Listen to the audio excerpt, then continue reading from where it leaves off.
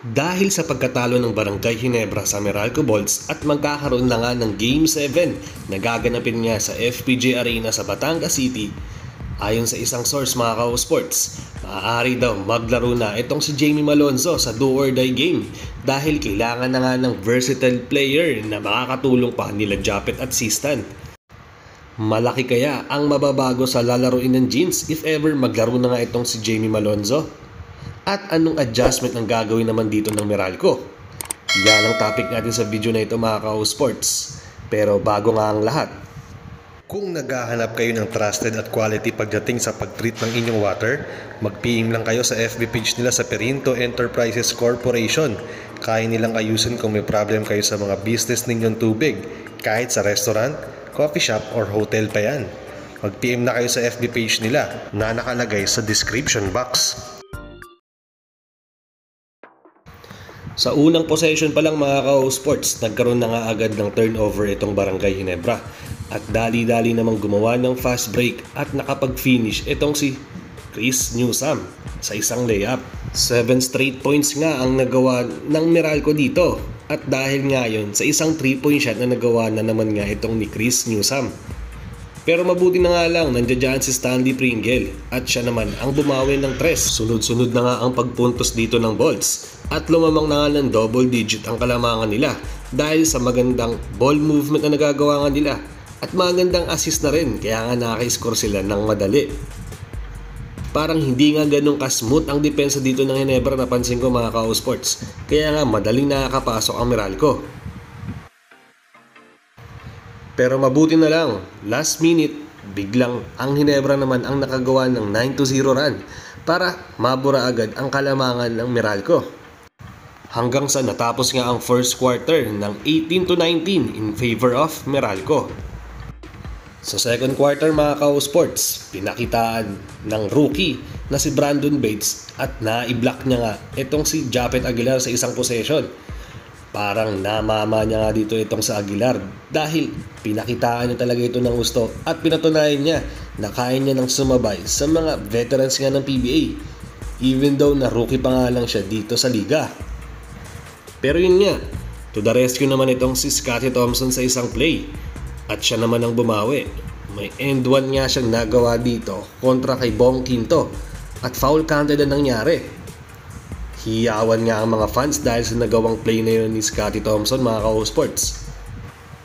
Habang sa Meralco Bolts naman, etong energy player nilang etong si Cliff Hodge ang gumawa naman sa kanila sa isang fast break.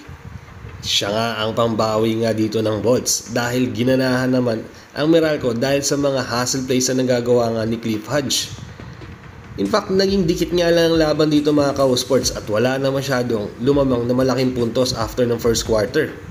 Sunod-sunod na kasi ang magandang depensa na napapakita both teams at hindi nga lumalagpas ng 19 points ang iskada na i-score nga ng both teams dito dahil sa higpit ng depensa nila parehas.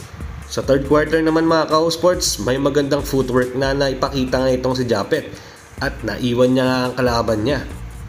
Easy dunk nga ang nagawa niya pagkatapos nun. At dahil sa kakulangan nga ng natural power forward ng Barangay Ginebra, walang nagawa itong si Ralph Cook kundi mag-adjust at siya nga ang napunta sa posisyon na yan.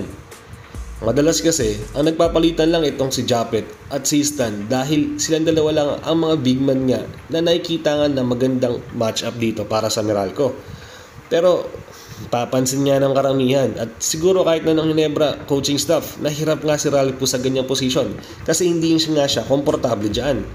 Knowing na sanay siya sa number 2 or 3 position, kaya natitake advantage nga yun ng Meralco. Kaya nga more on low post play ang ginagawa. Kung sino man na makakabantayan ni Ralph Koo, nandiyan si Cliff Hodge o Raymond Almasan na kinakaya nga lang siya sa ilalim. Pero yun nga mga ka-sports, yung tahimik lang ng first half at hindi nga nakakontribute na si Alain Maliksi ay biglang pumutok nga dito sa fourth quarter. Siya nga ang naging main man nila dito sa last quarter at dahil din sa kanya ay naging maganda nga ang naging flow na ng offense ng Meralco at lumamang na nga sila ng gusto. Sunod-sunod kasi na basket ang nagagawa nga ni Maliksi at yun din ang dahilan kung bakit na nga sila lumamang tulad ng sabi ko kanina. Parang nakakalimutan kasi ng Jeans na meron pa palang isang alin maliksi. Tapos biglang pumutok nga dito sa last quarter. Sa ganda man naman kasi ng mga perimeter niya at mga 3-point shot na nagagawa.